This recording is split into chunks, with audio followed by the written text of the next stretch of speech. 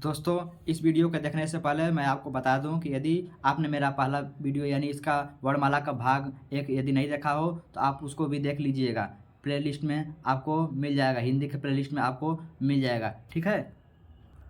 और किसी भी वीडियो को बिना स्किप किए देखिएगा, क्योंकि स्किप कर देंगे तो बीच में जो महत्वपूर्ण जानकारी होती है वह छूट सकती है। और सेशन को शुरू करने से पहले वीडियो को आप लोग लाइक कर दीजिएगा और चैनल को भी सब्सक्राइब कर लीजिएगा।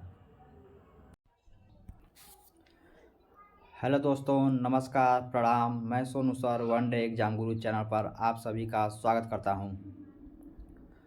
तो दोस्तों, कैसे हो आप सब? उम्मीद करते हैं आप सभी लोग स्वस्थ और मस्त होंगे और अपनी तैयारी में भी व्यस्त होंगे। तो दोस्तों, आज के इस वीडियो में हम लोग पढ़ेंगे वर्णमाला का भाग 2, जिसमें आप लोग को अग्र स्वर, मध्य स्वर व पश्च स्वर के बारे में बताया जाएगा कि कौन सा वर्ण अग्र स्वर के अंतर्गत आता है, कौन सा वर्ण मध्य स्वर के अंतर्गत आता है और कौन सा वर्ण पश्च स्वर के अंतर्गत आता है, ठीक है। और इसके बाद हम लोग देखेंगे अल्प प्राण, महाप्राण, अघोष और सघोष। कौन सा वर्ण अल्प प्राण होगा, कौन सा महाप्राण होगा, कौन सा अघोष और कौन सा वर्ण सघोष होगा। तो दोस्तों, इन सभी को हम लोग बहुत ही आसान तरीके से सीखेंगे, बहुत ही आसान ट्रिक के माध्यम से हम लोग सीखेंगे, जो कि आपको एक बार में हमेशा हमेशा के लिए याद हो जाएगा। तो दोस्तों,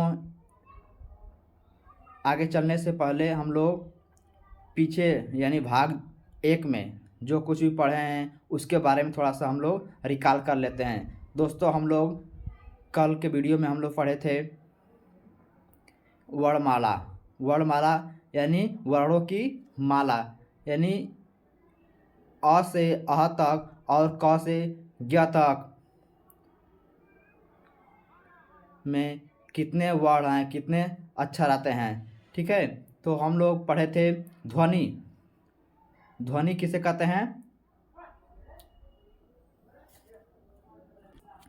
यानी भाषा की वह सबसे छोटी इकाई, भाषा की सबसे छोटी इकाई को हम ध्वनि कहते हैं। और ध्वनि का ही दोस्तों, ध्वनि का लिखित रूप ही वर्ण है। यानी आपसे यदि पूछा जाए कि भाषा की सबसे छोटी इकाई क्या होगी, तो वह होगी ध्वनि। और लिखित रूप में पूछा जाएगा कि भाषा की सबसे छोटी इकाई क्या होगी, तो वह होगी वर्ण।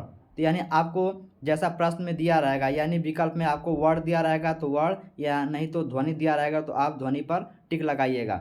उसके बाद पढ़ाए थे कि वर्ण या ध्वनि में कुल कितने अक्षर होते हैं, यानी हिंदी में कुल कितने वर्ण हैं, वर्णों की संख्या कितनी है। तो कुल वर्णों की संख्या हिंदी में है 52, जिसमें 11 स्वर व 41 व्यंजन हैं। और हम स्वर में भी बांटेंगे तो 4 लघु स्वर यानी छोटा स्वर और 7 दीर्घ स्वर यानी बड़ा स्वर। दीर्घ मीन्स बड़ा होता है और लघु मीन्स छोटा होता है। तो ह्रस्व स्वर में यानी लघु स्वर में कौन कौन से आ जाएंगे? अ, ई, उ और री। यानी ह्रस्व मतलब सबसे छोटे, यानी अ, फिर छोटी ई, छोटा उ और री। उसके बाद दीर्घ स्वर में आ जाएंगे आ, बड़ी ई, बड़ा उ, ए, ऐ, ओ और औ। उसके बाद हम लोग पढ़े थे व्यंजन। व्यंजन में कितने वर्ण आएंगे? 41 वर्ण। और इनको भी हम लोग विभाग किए थे स्पर्श व्यंजन, अंतस्थ व्यंजन, ऊष्म व्यंजन, आगत व्यंजन और संयुक्त या मिश्र व्यंजन, ठीक है दोस्तों। तो स्पर्श व्यंजन में क से प वर्ग तक हम लोग पढ़े थे कि इसको कैसे याद करना है, ठीक है। क से प वर्ग तक यानी क से लेके म तक के व्यंजन स्पर्श व्यंजन में आते हैं, ठीक है। उसके बाद हम लोग पढ़े थे उसी में प्लस ढ, ढ और ढ, ये दोनों उत्क्षिप्त व्यंजन के नाम से जाने जाते हैं, ठीक है। तो इनको यदि मिलाया जाए तो स्पर्श व्यंजनों की संख्या हो जाएगी 27, यानी और मूल रूप से स्पर्श व्यंजनों की संख्या होगी 25। और उसके बाद हम लोग पढ़े थे अंतस्थ व्यंजन। अंतस्थ व्यंजन में य, र, ल और व आता है। और उसके बाद हम लोग पढ़े थे ऊष्म व्यंजन। ऊष्म व्यंजन में स और ह आता है, यानी तीनों स और ह जो है ऊष्म व्यंजन आता है। उसके बाद हम लोग पढ़े थे संयुक्त या मिश्र व्यंजन, जिसमें छ, त्र, ज्ञ और स्र आता है। और इसमें हम बता दें कि आपको पूछ लेता है कि छत्री छ किन दो वर्णों से मिलकर बना हुआ है? तो आपको बता दें कि छतरी छ आधा क और आधा क प्लस षटकोण स से मिलकर बना हुआ है। ठीक है, उसके बाद त्र किससे मिलकर बना हुआ है? तो आधा त प्लस पूरा र मिलकर बनेगा त्र। उसके बाद ज्ञ किससे मिलकर बना हुआ है? तो आधा ज प्लस य यानी पूरा य, यानी जो शुरू का अक्षर है, शुरू का जो वर्ड है वह आधा रहेगा और प्लस करने के बाद जो बाद वाला अक्षर आता है वह पूरा होता है। ठीक है, और इसी तरह हम लोग देखेंगे स्र। स्र में भी आधा स और प्लस पूरा र होगा, तो ये बन जाएगा स्र। ठीक है, और हम लोग पढ़े थे कि मुख्य स्वर यानी हिंदी में मुख्य स्वरों की संख्या 10, समान रूप से स्वरों की संख्या 11, अयोग वाक्य की संख्या 2। कौन कौन? अनुस्वार और विसर्ग, यानी अंग को अनुस्वार और अ को विसर्ग। और बोलेंगे तो लिखित या प्रायोगिक या परंपरागत स्वर की संख्या कितनी होगी? 13। इसमें अंग और अ को भी शामिल कर लिया गया है। ठीक है, यदि आपसे पूछ लिया जाए कि मूल स्वर या एकल स्वर या स्वतंत्र स्वरों की संख्या कितनी है? तो 3, अ, छोटी ई और छोटा ऊ। उसके बाद पूछ लिया जाए कि मूल दीर्घ स्वर यानी मूल दीर्घ स्वर की संख्या कितनी है? 3, आ, बड़ी ई और बड़ा ऊ।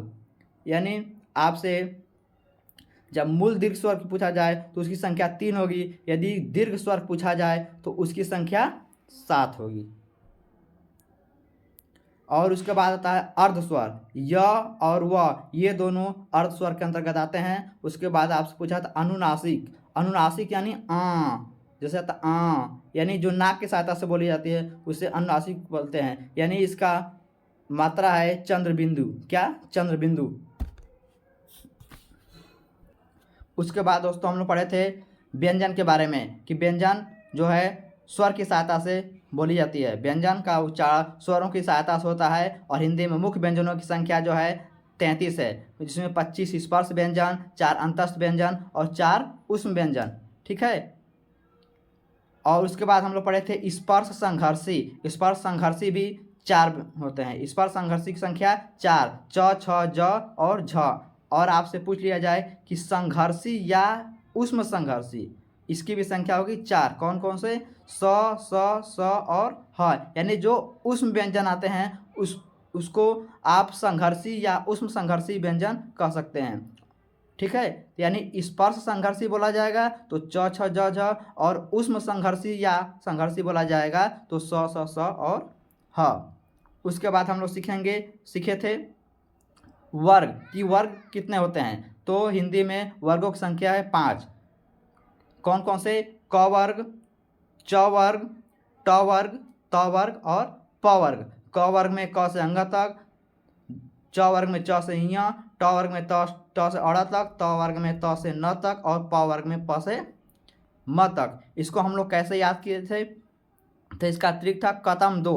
कतम दो, क से कंठ, त से तालु, म से मूर्धा, द से दंत और ओ से ओष्ठ। तो ठीक है दोस्तों, इतना कुछ हम लोग कल पढ़ लिए थे जो आपको थोड़ा सा रिकॉल करा दिए हैं। और उसके बाद हम लोग अब इसके आगे आज की वीडियो में इसके आगे आज हम लोग पढ़ना स्टार्ट करते हैं।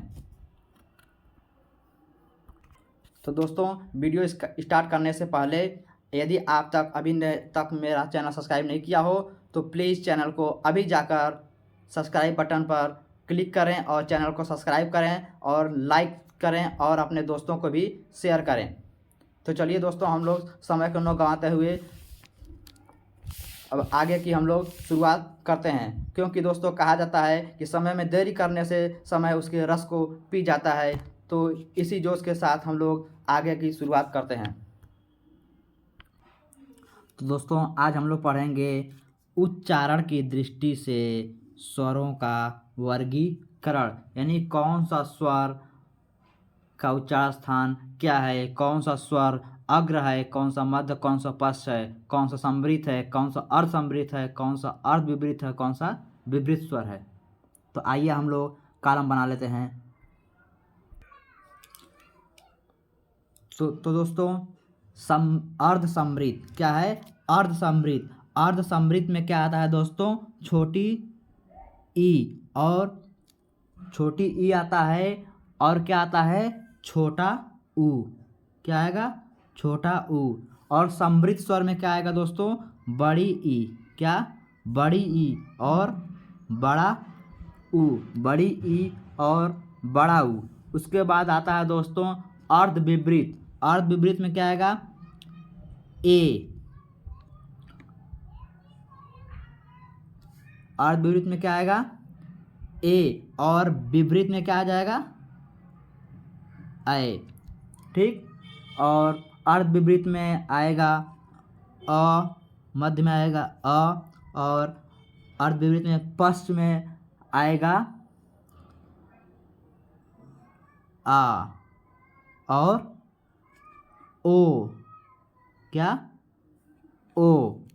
ठीक, उसके बाद विपरीत में आपका आएगा ऐ, आ और औ। क्या आएगा, ऐ, आ, औ। तो दोस्तों इस प्रकार आपको यदि अग्र स्वरों की संख्या पूछी जाए तो वो होगी, कितनी होगी दोस्तों, अग्र स्वरों की संख्या कितनी होगी, 4। कौन कौन से, ई ए आई, ई ए आई। और मध्य स्वरों की संख्या पूछी जाए कितनी होगी दोस्तों, ए। कौन सा होगा, सिर्फ अ। क्या, अ। और उसके बाद पश्च स्वरों की संख्या पूछी जाए तो कितनी होगी दोस्तों, 6। कौन कौन सी, उ, ऊ, आ, ओ, आ, औ। कितनी होगी दोस्तों, पश्च स्वरों की संख्या 6। ठीक है, अब यहाँ पे देखिए लिखा अर्ध समृद्ध।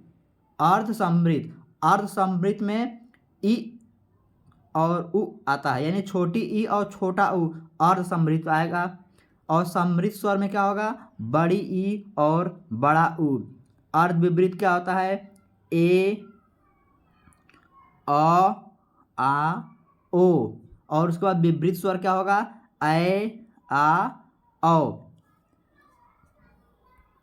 दोस्तों इस पर क्वेश्चन कैसे बनेगा, दे दिया जाएगा विकल्प में, विकल्प में कुछ भी दे दिया जाता है और पूछ लिया जाता है कि निम्न में से कौन सा अग्रस्वर है, निम्न में से कौन सा अग्रस्वर है। या फिर क्वेश्चन पूछ दिया जाएगा विकल्प देकर कि निम्न में से कौन सा मध्य स्वर है, या निम्न में से कौन सा पश्च स्वर है, या निम्न में से कौन सा अर्ध समृद्ध स्वर है, कौन सा समृद्ध स्वर है, कौन सा अर्ध विपरीत है और कौन सा विपरीत स्वर है। या फिर क्वेश्चन दो को मिलाकर दे दिया जाएगा, या कोई दो को मिलाकर, या इस तरह जैसे कि क्वेश्चन पूछ दिया कि निम्न में से कौन सा अग्र समृद्ध स्वर है, तो अग्र समृद्ध स्वर क्या हो जाएगा, बड़ी ई। अग्र समृद्ध स्वर क्या हो जाएगा, बड़ी ई। यदि आपसे क्वेश्चन पूछ दिया जाए कि निम्न में से कौन सा अर्ध समृद्ध पश्च स्वर है, निम्न में से कौन सा अर्ध समृद्ध पश्च स्वर है, तो क्या हो जाएगा दोस्तों,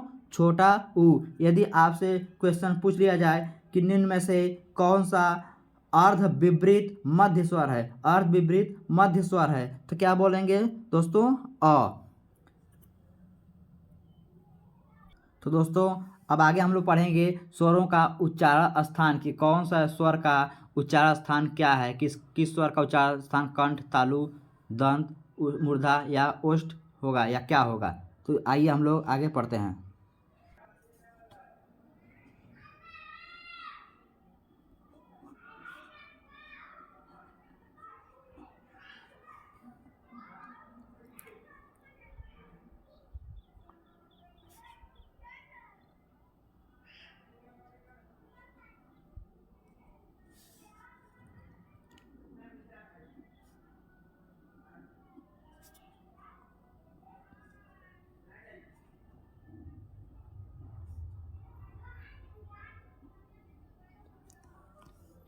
तो दोस्तों क्या होगा, यदि अ और आ का देखा जाए तो अ और आ का उच्चारण स्थान क्या होगा, कंठ। क्या होगा दोस्तों, कंठ। और ई का उच्चारण स्थान क्या हो जाएगा, तालव्य, यानी तालु द्वारा बोला जाता है, तालव्य। तालव्य। उ का उच्चारण स्थान क्या हो जाएगा दोस्तों, ओष्ठ। क्या हो जाएगा, ओष्ठ।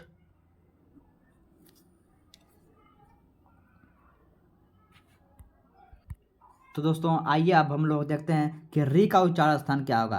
री का उच्चारण स्थान क्या हो जाएगा दोस्तों? मूर्धन्य। क्या? मूर्धन्य यानी मूर्धा। मूर्धन्य यानी मूर्धा। री का उच्चारण स्थान होता है मूर्धन्य। और ए और ऐ का उसका उच्चारण स्थान क्या हो जाएगा दोस्तों? कंठ तालव्य। क्या हो जाएगा? कंठ तालव्य। कंठ तालव्य। कंठ तालव्य। क्यों? क्योंकि ये दो चीज से मिलकर बना हुआ है, कंठ प्लस तालु।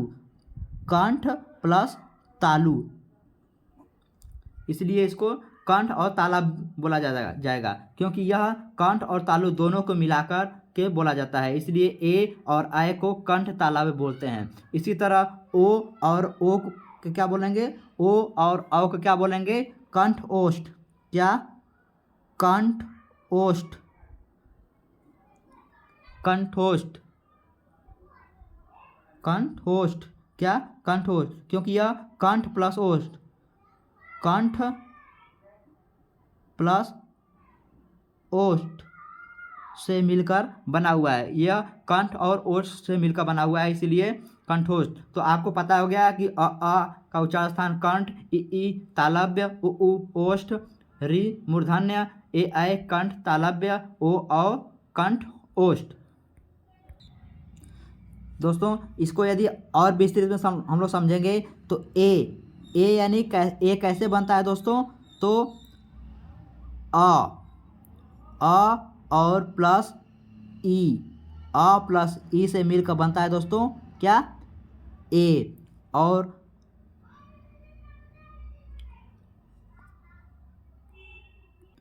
यानी अ या आ प्लस ई को मिलाएंगे तो ए, और अ या आ प्लस बड़ी ई या ए को मिलाकर बनता है ऐ।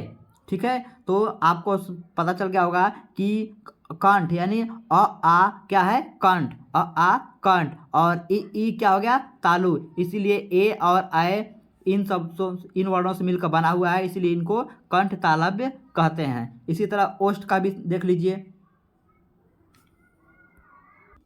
इसी तरह अ प्लस आ, अ या आ प्लस छोटा उ मिलकर बनता है क्या? ओ। क्या बनेगा? ओ। अ या आ प्लस बड़ा उ, अ या आ प्लस बड़ा उ से मिलकर क्या बनता है? औ। क्या बनेगा? औ। तो जो है आ क्या हो गया? कंठ, और उ क्या हो गया? ओष्ठ। इसलिए ओ और औ को कंठोष्ठ बोलते हैं, कंठोष्ठ वर्ड बोलते हैं। दोस्तों नोट में कुछ याद रखिएगा, नोट में कुछ याद रखिएगा। सभी स्वर, क्या? सभी स्वर, सभी स्वर, सभी स्वर सघोष होते हैं। क्या होते हैं? सघोष होते हैं। सभी स्वर सघोष होते हैं। दोस्तों ये सघोष क्या होता है? सघोष क्या होता है ये आपको हम आगे बताएंगे। सघोष क्या होता है इसके बारे में हम लोग आगे जानेंगे जब हम लोग व्यंजन का वर्गीकरण करेंगे। तो दोस्तों अब हम लोग पढ़ेंगे व्यंजन का वर्गीकरण उच्चारण स्थान के स्थान पर, यानी उच्चारण स्थान के आधार पर हम लोग व्यंजन का वर्गीकरण करते हैं। चलिए आइए हम लोग 3 कॉलम बनाते हैं। कौन कौन सा? 3 कॉलम, वर्ग, उच्चारण स्थान और वर्ण नाम। तो आइए हम लोग कॉलम बना लेते हैं। ठीक है दोस्तों, तो हम लोग वर्ग का कॉलम बना लिए हैं। क वर्ग, च वर्ग प्लस य प्लस स, ट वर्ग, त वर्ग, प वर्ग। ठीक है, ये वर्ग का कॉलम बन गया। अब हम लोग उच्चारण स्थान का कॉलम बना लेते हैं। तो दोस्तों अब हम लोग उच्चारण स्थान भी लिख लिए हैं, अब हम लोग वर्ण नाम लिख लेते हैं। कंठ, तालव्य, मूर्धन्य,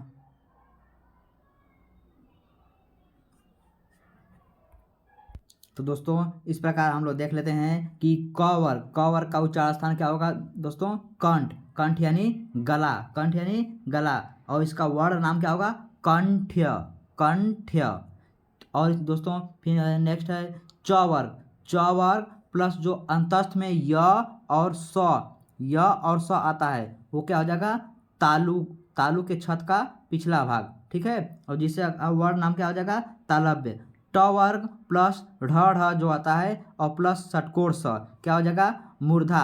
उच्चार स्थान क्या हो जाएगा, मूर्धा, यानी मुंह के भीतर छत का अगला भाग, छत का अगला भाग। वर्ण नाम क्या आ जाएगा दोस्तों, मूर्धन्य। त का क्या उच्चारण स्थान होगा, दांत। और वर्ण नाम क्या हो जाएगा, दंत्य। प वर्ग उच्चारण स्थान ओष्ठ, यानी ऊपर नीचे दोनों ओष्ठ, वर्ण नाम ओष्ठ्य। फिर स, ज, र और ल। ये ज जो है आगत वर्ण है, ये ज क्या है, आगत वाला ज, ये आगत वाला ज, वो चौथा ज वर्ण नहीं। ज के नीचे बिंदी लगा दे तो ये आगत वर्ण हो जाएगा, ठीक है। ज के नीचे बिंदी ये लग गया, ये आगत वर्ण हो गया। तो ये क्या हो जाएगा, वर्ष, यानी छत के दांतों के पीछे का कठोर हिस्सा, दांतों के पीछे का कठोर हिस्सा को क्या बोला जाएगा, वर्ण नाम वर्ष्य। व और आगत फ कैसे बोलेंगे, निचला ओष्ठ प्लस ऊपरी दांत, यानी दंतोष्ठ। ह और आ क्या बोलेंगे, स्वर तंत्री या काकड़ वर्ण। दोस्तों इतना विस्तृत रूप से हम बता रहे हैं आपको, और आप लोग इसको यदि ध्यान से आप लोग पूरा वीडियो बिना स्किप किए हुए देखेंगे तो आपको एक भी प्रश्न, किसी भी परीक्षा में एक भी प्रश्न बाहर नहीं जाएगा। दोस्तों यदि आपको यह भूल जाता है कि कौन सा कैसे होगा, तो आपको हमने बताया था सभी वर्गों का, उसके बाद कंठ तालु मूर्धा ये सब बताया था, ठीक है। और फिर भी आपको नहीं पता चलता है तो आप बोल कर देख लेंगे, आप बोल कर देख लेंगे। कैसे, देखिए हम आपको बोल कर दिखाते हैं। तो दोस्तों देखिए, जैसे हम लोग बोलते हैं क, देखिए ये कंठ, ये हिल रहा है ना, कंठ क, ख, ग, घ, अंग, यानी इसका उच्चारण कैसे हो रहा है, कंठ द्वारा। और उसके बाद च बोलेंगे, च, छ, ज, झ, इय। देखिए इसका उच्चारण कैसे हो रहा है, तालु से। कैसे हो रहा है, तालु से। आप लोग हमारे मुख के ऊपर ध्यान दीजिएगा कैसे हम बोल रहे हैं। देखिए क, ख, ग, घ, अंग, च, छ, ज, झ, इय। ट में क्या है, मूर्धा। ट, ठ, ड, ढ, ढ़। फिर त में क्या आ जा रहा है, दांत। देखिए त, त, त, त, थ, द, ध, न। देखिए दांत क्या है, दांत का प्रयोग हो रहा है इसमें त थ बोलने में, ठीक है। इसी तरह प बोलेंगे, प, प, प, प। देखिए ये दोनों ओष्ठ सट रहा है ना, प, फ, ब, भ, म, यानी इसमें ओठ का प्रयोग हो रहा है, इसलिए प वर्ग क्या हो जाएगा, ओष्ठ। इसी तरह से आप पहचान सकते हैं कि कौन सा वर्ण का उच्चारण स्थान क्या है। यदि आप भूल जाते हैं तो आप अपने आप से आप बोल कर भी पहचान सकते हैं कि किस वर्ग का उच्चारण स्थान क्या होगा। तो चलिए आगे हम लोग देखते हैं। तो दोस्तों आगे हम लोग पढ़ेंगे कंपन के आधार पर वर्णों का वर्गीकरण। कंपन के आधार पर वर्गीकरण। कंपन के आधार पर दोस्तों दो प्रकार के वर्ण होते हैं। कौन कौन से, अघोष वर्ण, अघोष व्यंजन, तथा घोष या सघोष वर्ण या व्यंजन, ठीक है।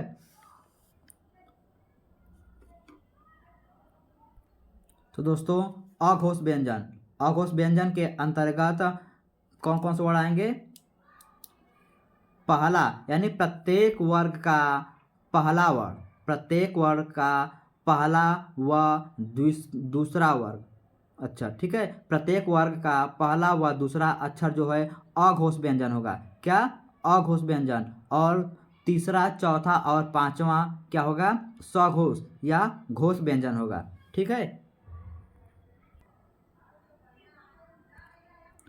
तो दोस्तों कंपन के आधार पर वर्गीकरण करने पर आपको घोष व्यंजन और दूसरा सघोष व्यंजन, यानी पहला घोष व्यंजन अघोष व्यंजन, दूसरा घोष या सघोष व्यंजन, यानी घोष और सघोष एक ही को कहते हैं, ठीक है।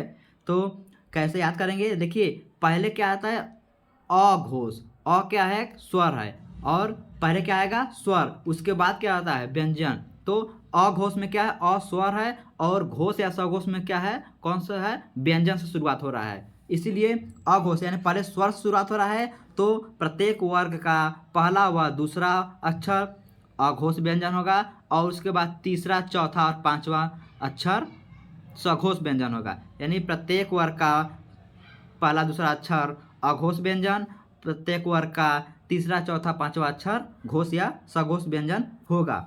ठीक है, तो आपके सामने यह दिखाई दे रहा होगा, पहला दूसरा अक्षर अघोष, क ख अघोष, च छ अघोष, ट ठ अघोष व्यंजन, त थ प फ और ये आगत फ, और इसके बाद ये स स और स अघोष व्यंजन है, इसमें ह नहीं रहेगा, ह अगले वाले ह क्या है, सघोष व्यंजन हो जाएगा।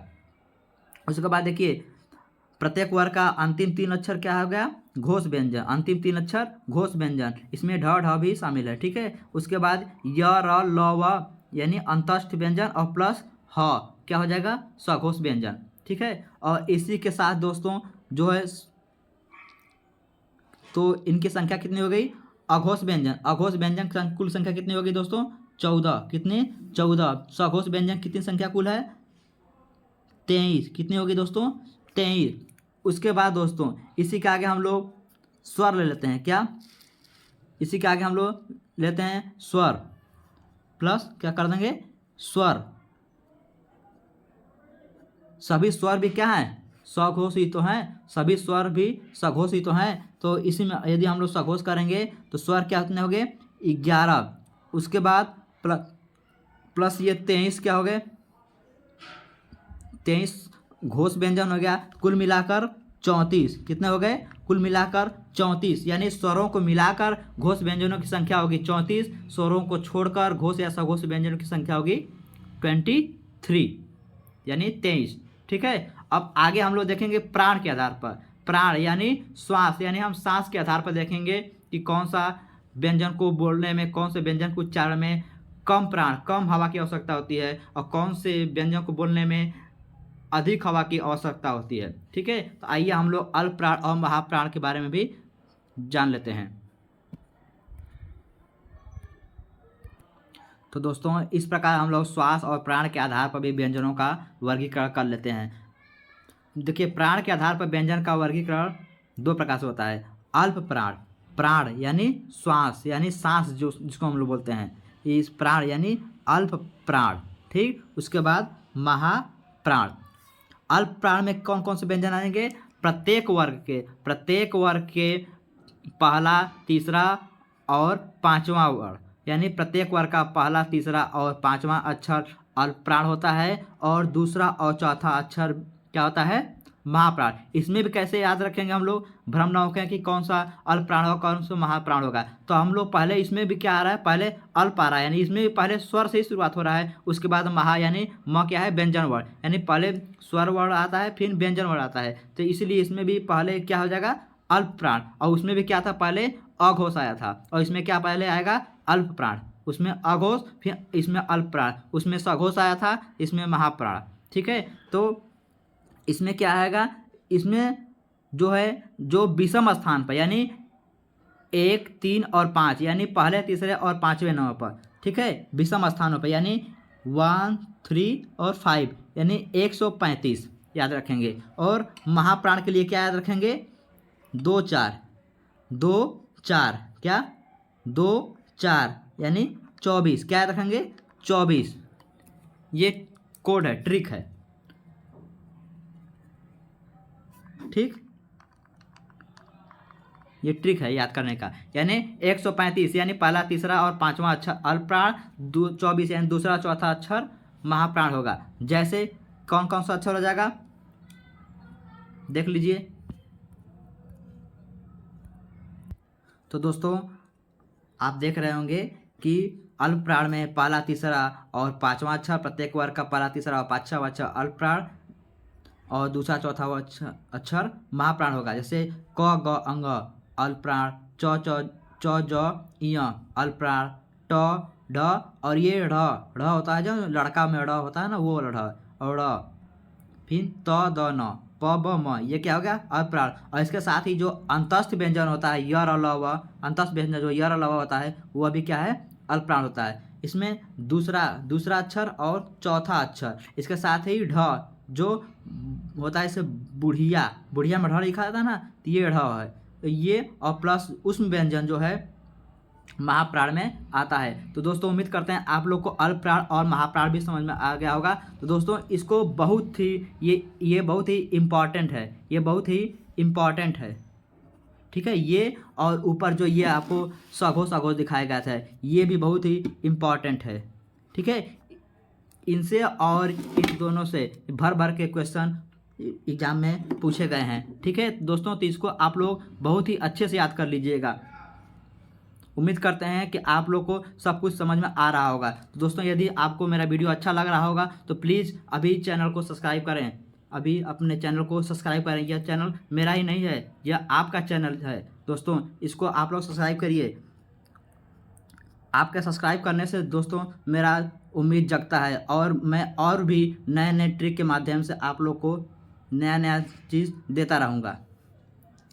तो दोस्तों आप लोग प्लीज़ चैनल को सब्सक्राइब कर लीजिए। अब हम लोग आगे कुछ महत्वपूर्ण बातें देखते हैं। अब वो कुछ इम्पॉर्टेंट सेंटेंस हम लोग देख लेते हैं, इम्पॉर्टेंट चीज़ देख लेते हैं। उसके बाद ये आपका वर्णमाला का चैप्टर यहीं पर समाप्त हो जाएगा, ठीक है। तो देख लेते हैं हम लोग थोड़ा सा 5 लाइन। तो दोस्तों आप लोग से परीक्षा में पूछ लिया जाता है कि नासिक के व्यंजन, नासिक के व्यंजन, नासिक के व्यंजन क्या होता है, नासिक के व्यंजन क्या होता है। निरनुनासिक, निरअनुनासिक, क्या निरअनुनासिक, निरअनुनासिक व्यंजन, निरअनुनासिक, निरअनुनासिक क्या होता है, ठीक है। उसके बाद पूछ लिया जाएगा नासिक के ध्वनियाँ, नासिक के ध्वनियाँ क्या होता है, नासिक के ध्वनियाँ, नासिक के ध्वनियाँ, नासिक के ध्वनि क्या होता है, ठीक है। उसके बाद आप से पूछ लिया जाता है कि अयोगवा, अयोगवा क्या होता है, अयोगवा, अयोगवा क्या होता है, ठीक है। तो आप लोग से ये कुछ भी पूछ लिया जाता है। तो आइए हम लोग इनके बारे में भी थोड़ा सा जान लेते हैं। तो दोस्तों नासिक व्यंजन क्या होता है, नासिक व्यंजन उसे कहते हैं जिन वर्णों का उच्चारण स्थान केवल नाक होता है, यानी जिन वर्णों को नाक की सहायता से बोला जाता है उसे नासिक व्यंजन कहते हैं। अब क्या है निरअनुनासिक, निरअनुनासिक यानी बिना नाक के, निर मतलब बिना, यानी बिना नाक का प्रयोग किए, यानी केवल मुख की सहायता से बोला जाने वाला व्यंजन निरअनुनासिक व्यंजन कहलाता है। और उसके बाद है दोस्तों नासिक के ध्वनियाँ, क्या नासिक के ध्वनियाँ, नासिक की ध्वनियाँ यानी प्रत्येक वर्ग का पांचवा अक्षर, प्रत्येक वर्ग का पांचवा अक्षर जो होता है नासिक के व्यंजन कहलाता है। प्रत्येक वर्ग का पांचवा अक्षर दोस्तों नासिक के व्यंजन कहलाता है। और इस पांचवें अक्षर में भी म का सर्वाधिक प्रयोग होता है, म का सर्वाधिक प्रयोग, म का प्रयोग सर्वाधिक होता है, ठीक है। उसके बाद अयोग वाह, वाल नहीं वाह, अयोग वाह, अयोग वाह। और अयोग वाह में क्या आता है दोस्तों अंग और अह, अंग और अह। अंग को क्या बोलते हैं अनुस्वार, अंग को क्या बोलते हैं अनुस्वार, अह को क्या बोलते हैं विसर्ग, अह को क्या बोलते हैं विसर्ग। देखिए अंग का प्रयोग, अनुस्वार का प्रयोग कहाँ होगा, जैसे लिखना होगा आपको कंगन, कंगन में क्या हो जाएगा अंग, पंकज अंग का प्रयोग, कंकड़ अंग का प्रयोग। और विसर्ग कहाँ लगता है, जैसे दुख, दुख, दुख में क्या होता है जैसे लिखते हैं दुख, ये क्या हो गया विसर्ग, क्या हो गया विसर्ग, ठीक है। तो ऐसे विसर्ग का प्रयोग हो गया। और अनुस्वार का को बताया गया है कि पंकज, जैसे क्या हो जाएगा पंकज, पंकज, ये क्या हो गया अनुस्वार, ठीक। और दोस्तों ये थोड़ा सा भाषा के शब्द में छोटी इकाई, यानी भाषा की सबसे छोटी इकाई के में को लेकर बच्चे बहुत ज़्यादा कन्फ्यूज होते हैं, तो इसको भी आप समझ लीजिए, ये बहुत ही महत्वपूर्ण बिंदु होता है। तो दोस्तों आपसे पूछ लिया जाता है कि भाषा की सबसे छोटी इकाई, भाषा की सबसे छोटी इकाई, क्या भाषा की सबसे छोटी इकाई। जब छोटी इकाई पूछ लिया जाएगा तो क्या होगा दोस्तों ध्वनि, क्या होगा ध्वनि, यानी भाषा की सबसे छोटी इकाई ध्वनि। और जब आपसे पूछेगा कि भाषा की सबसे छोटी लिखित इकाई, क्या सबसे छोटी लिखित इकाई, लिखित इकाई क्या हो जाएगा दोस्तों वर्ड, यानी लिखित इकाई बोला जाएगा तो वर्ड और छोटी इकाई बोला जाएगा तो ध्वनि। और यदि आपसे पूछ लिया जाता है कि भाषा की सार्थक इकाई, भाषा की सार्थक इकाई क्या होती है दोस्तों? तो बोलेंगे, क्या बोलेंगे? शब्द। क्या बोलेंगे? शब्द। दोस्तों इसमें बच्चे बहुत ज़्यादा कंफ्यूज होते हैं और एग्जाम में यह प्रश्न जब आ जाता है तो दोस्तों बच्चे को समझ नहीं आता है कि ध्वनि लगाएं कि शब्द लगाएं, वर्ड लगाएं या शब्द लगाएं। तो दोस्तों आप लोग इसको बहुत ही ज़्यादा ध्यान दीजिएगा, क्योंकि ये अक्सर पूछा जाता है और बच्चे इतने सरल क्वेश्चन को भी परीक्षा में गलत करके आ जाते हैं। तो दोस्तों अब मेरा वर्णमाला का यह चैप्टर पूरी तरह से समाप्त हो गया। अब इसमें आपको कहीं भी कोई परेशानी होगी तो आप मुझे कमेंट बॉक्स में कमेंट करिएगा, ठीक है? और उसके बाद हम आपके कमेंट के हिसाब से आपका जो प्रॉब्लम होगा उसका सलूशन निकालेंगे।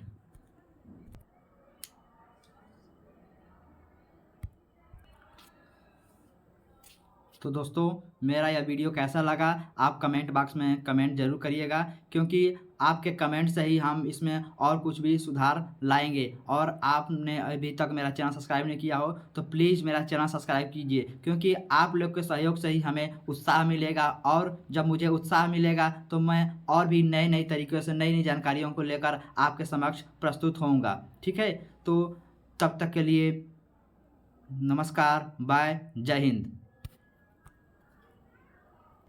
और जाते जाते एक बार फिर से आपसे अनुरोध करते हैं कि प्लीज़ संख्या को अधिक से अधिक बढ़ाइए, यानी अधिक से अधिक लोग सब्सक्राइब करिए और अधिक से अधिक लोग शेयर करिए, ठीक है?